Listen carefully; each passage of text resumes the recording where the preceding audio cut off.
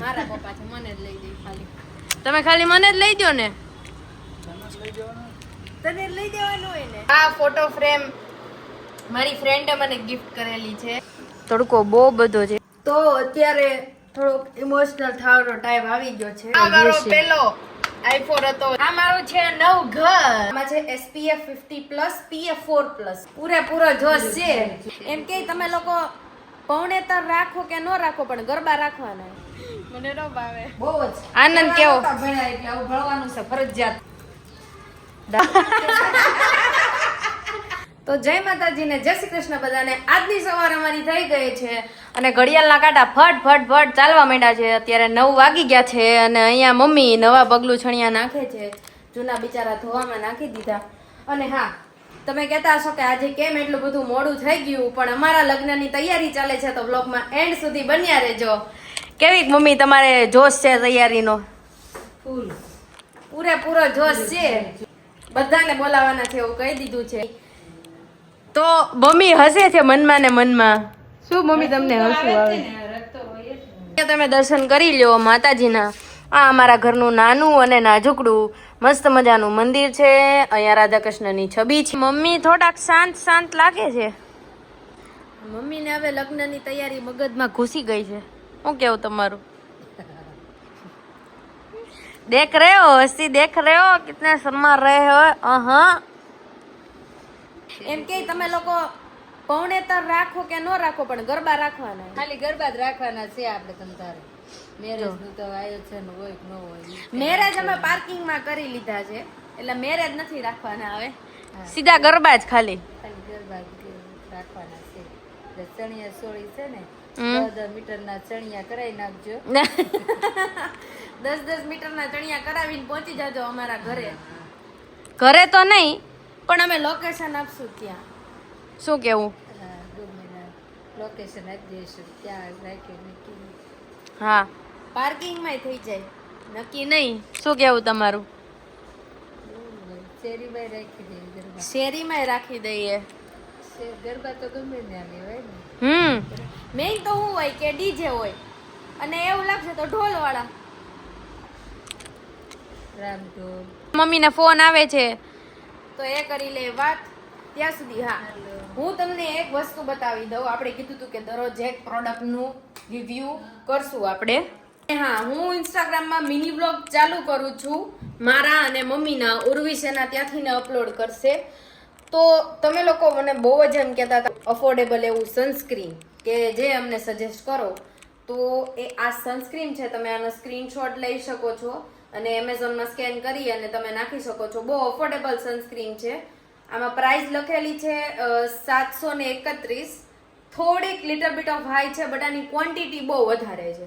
બહુ વધારે. અહીંયા સુધીનું ભરેલું આવે છે આખું. મેં આખું ખોલીને ચેક કરેલું છે અને એવું નથી કે નીચે આટલી જગ્યા હોય ને ઉપર સુધી એટલું ભરેલું આવે. આવી રીતે શેક કરી અને ઠપકારીને મેં જ્યારે એને ચેક કરેલું ને ત્યારે આખી એની ક્વોન્ટિટી અને જેલ બેઝ ક્વોન્ટિટી છે. એટલે બહુ સારું છે. તમે કદાચ સમરમાં યુઝ કરો ઉનાળામાં તો તમને પરસેવો નથી વળતો વધારે. કદાચ તમે આને લગાવીને જાશો તો તમને સનથી પણ પ્રોટેક્શન આપશે.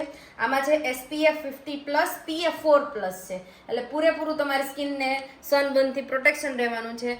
અને હા, દરરોજ એક આવા વિડીયો આવશે કે જે ઓનેસ્ટલી હું યુઝ કરું છું. આ બધી પ્રોડક્ટ્સ જે તમે જોઈ રહ્યા છો એ બધી હું ધીમે ધીમે યુઝ કરું છું અને જે હું તમને બતાવીશ. અમુક ઘણી પ્રોડક્ટ એવી પણ છે કે જે મેં યુઝ કરી લીધેલી છે અને એના રિવ્યુ હું તમને આપીશ.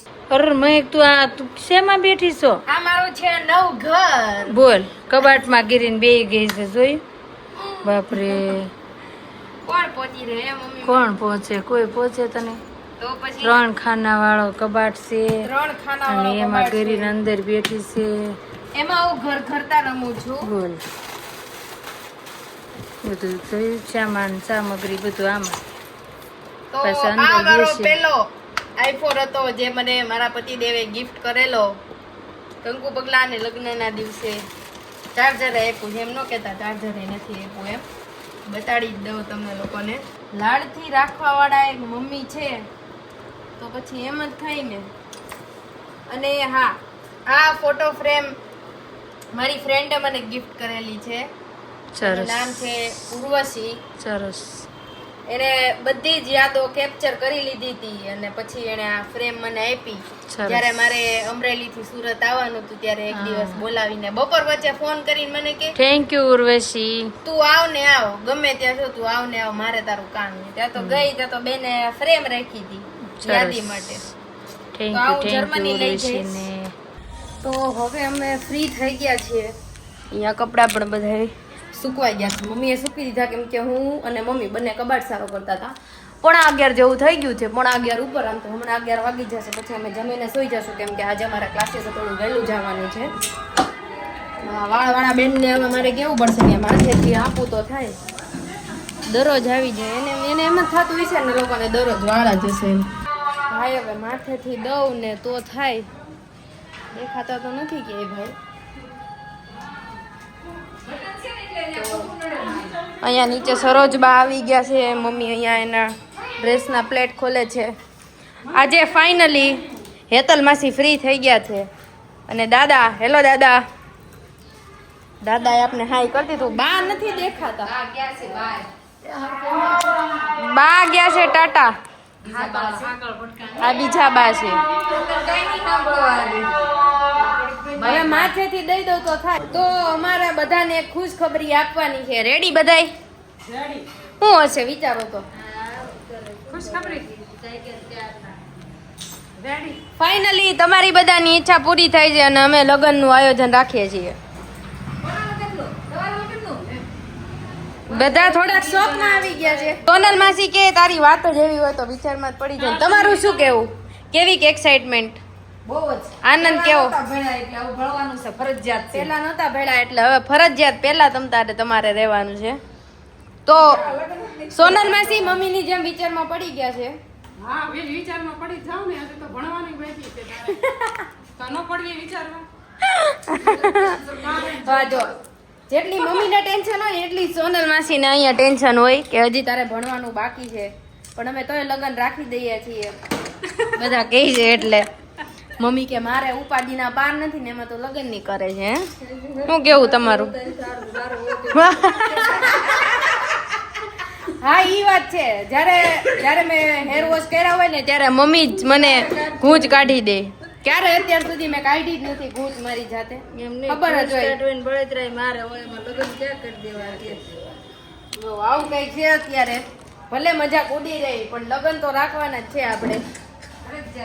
ફરજિયાત છે. હેતલ માસીએ એવું કહી દીધું છે. પછી બા આવશે ને સાંજે એટલે આપણે બાનો અભિપ્રાય લેશું. એનું આ બાબતે શું કેવું છે? બા 10 મીટર નહીં 50 મીટરનો ઘાઘરો સીવડાવી લેજો પણ તમારે આવવાનું છે પહેરીને. તમારી પાસે છે ને? તો હેતલ માસી પાસે છે. તો અત્યારે થોડોક ઇમોશનલ થવાનો ટાઈમ આવી ગયો છે કારણ કે બહુ રોવું આવે છે. ખબર નહીં પણ કાંદાનું રોવું આવે છે. ઉપાધિ કરવામાં હું નહીં રોઉં. હું કેવું તમારું? ઘણાને એમ થશે કે આ કેમ રોવે છે પણ કાંદા કટ કર્યા એટલે કાંદા રોરાવે છે. હવે મમ્મીનો વારો છે. મારો પૂરો થઈ ગયો. કેમ બાકી લાગ્યું ને ઘડીક વાર તો સાચું શોખમાં આવી ગયા ને ઘડીક વાર કે આ કેમ રોવે છે? નહીં રોવું આવે. હવે હેનું રોવું આવે? તો આવું કંઈક ચાલે છે. ઘડિયાળના કાંટા ફટ ફટ ફટ ઉપડી અને બાર ઉપર હવે પહોંચી ગયા છે. હમણાં પોતાવાળા બેન આવશે પોતા મારવા માટે. અને મમ્મી છે પપ્પાના એકદમ ખાસમાં ખાસ મિત્રના ઘરે. અને અહીંયા જોઈ શકો છો તમે તડકો પણ બહુ છે. કપડાં હમણાં જ સૂકવા પણ તોય થોડા ઘણા સુકાઈ ગયા છે. તડકો બહુ બધો છે. આજે એટલા બધા વાદળા નથી પણ તડકો છે સારો એવો. અને ગરમી તો બહુ જ છે. વાગી ગયા છે 5:45 અને હવે હું ને મમ્મી નીકળીએ છીએ ક્લાસીસ માટે. આજે મમ્મી મને લેવા નહીં આવે. આજે મને પપ્પા લેવા આવશે કેમ કે અમારે થોડું ઘણું કામ છે. બંને બહાર જશું. મમ્મી લોક કરે છે. તડકો તમે જોઈ શકો છો. જય માતાજી. બહુ બધો એવો તડકો છે. અને નીચે જઈએ કોણ કોણ બેઠું છે. બા તો નથી પણ તો પણ બા આજે એમના માસીજીના ઘરે ગયા જમવા માટે. કાલે મુલાકાત કરશું આપણે એની. અહીંયા ખાલી નીચે મને દાદા એક જ દેખાય છે જે આરામ અવસ્થા ઉપર છે. યુગભાઈ કદાચ અંદર હશે પણ એ સુતા હશે તો આપણે એને ડિસ્ટર્બ નથી કરવા. પપ્પા મને અત્યારે કાજુ કતરી લઈ દે છે. મને કે તારે આમાંથી બીજું કંઈ જે લેવું હોય એ લઈ દે. જો તમારે પણ કંઈ જોતું હોય તો નો કહેતા સોરી, મારા પપ્પા છે, મને જ લઈ દે ખાલી. તમે ખાલી મને જ લઈ દો ને. તને લઈ દેવાનું હોય ને. અહીંયા હું ઢોળાઈ જાઉં બાજુ. તો ઓનલાઈન તમે લોકો ખાઈ શકો છો. અને બસ અમે ક્લાસીસ હતી હજી હું છૂટી. પપ્પા આજે મને લેવા આવ્યા હતા. શું? ના ના, કોણ ખાશે? મને ન ભાવે.